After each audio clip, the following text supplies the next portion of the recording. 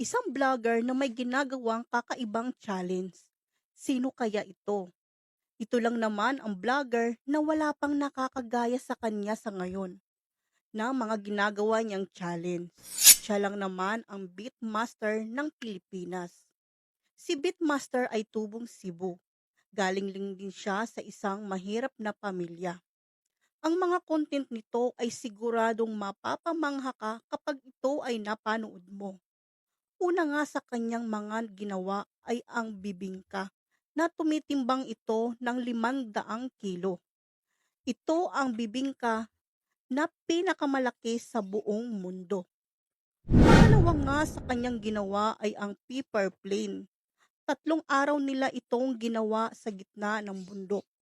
At pagkatapos nga ng 3 araw ay natapos din ito.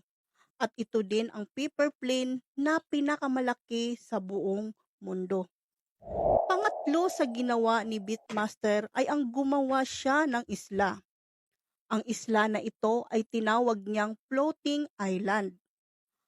Ang isla ay gawa sa maraming kawayan na may abakan at nilagyan nila ito ng maraming lupa at tinaniman ito ng mga puno at itinali ito sa mga drum para ito ay lumutang. O 'di ba sobrang nakakamangha?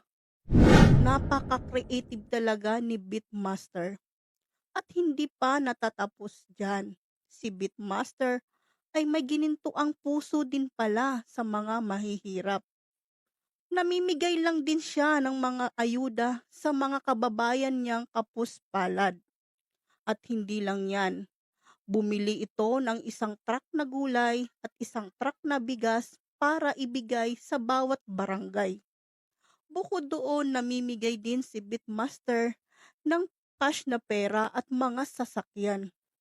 Dahil dito, maraming nakaka-inspired pag napanood ang mga vlog ni Beatmaster.